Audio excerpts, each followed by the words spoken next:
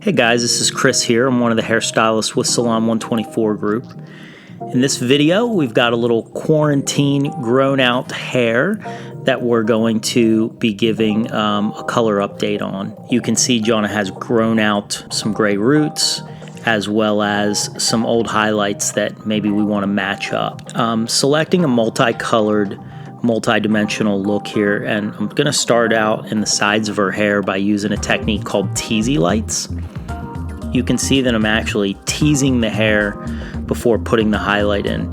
It's a relatively popular technique nowadays, and one that all of our hairstylists use on a regular basis. What it'll do is give a more blended effect to a highlight and give it almost a grown out type look from day one, so it looks like the sun naturally did it. Because she has previously colored hair in throughout the ends, I decided to start in the ends of her hair first, and underneath she doesn't really have any of that gray coming through that she has on top. So as you can see, I wanted to get the lightener started first before we went ahead and got the gray coverage up top. This would help the lightener to cut through some of the hair color that is going to be a little bit more difficult to cut through.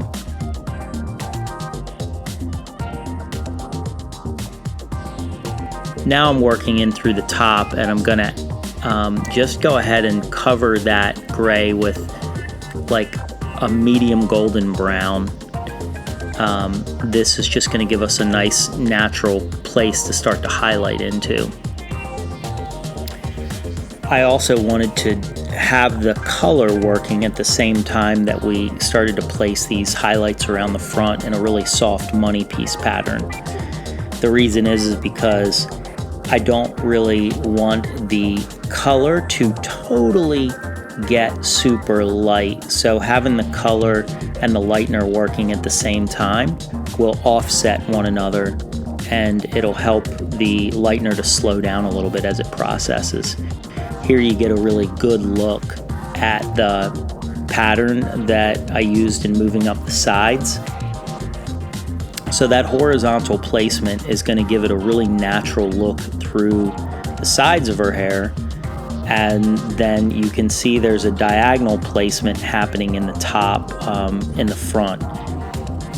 This is going to create that more soft money piece that I was talking about just a couple of minutes ago. I typically place this pattern around the front when I'm wanting some brightness around the front of somebody's face, but at the same time, again, not to have too harsh of a line. You can see here I'll switch back to Teasy lights, now coming in more straight on, or as we would call this, horizontal placement from the front. The Teasy lights are going to help soften that highlight on the front, so it won't look like she has stripiness or anything like that. I'll also start the lightener down the mid shaft of the hair. Again, a popular technique that we use all the time at Salon 124 Group to give it that subtly grown out, started out darker and got lighter towards the ends. This just gives a really great natural look that people are asking for a lot of nowadays. Just finishing working through those highlights, creating some larger Teasy lights through the top. Most of the hair that you see in this foil will fall to the back of her hair, and it'll give a really subtle, soft look through the back. Once we've finished with almost the entire color application, I'm just going through and hand selecting pieces where I wanted to add a little bit more brightness or maybe look like there was a little pop of color there. Again, this is a really popular technique for our stylists to use at Salon 124 Group, as well as it's a popular technique in the industry now. Once that color has processed, we're going to go ahead and apply a color melt. And what this will do is this will tone any highlighting we did to blend together.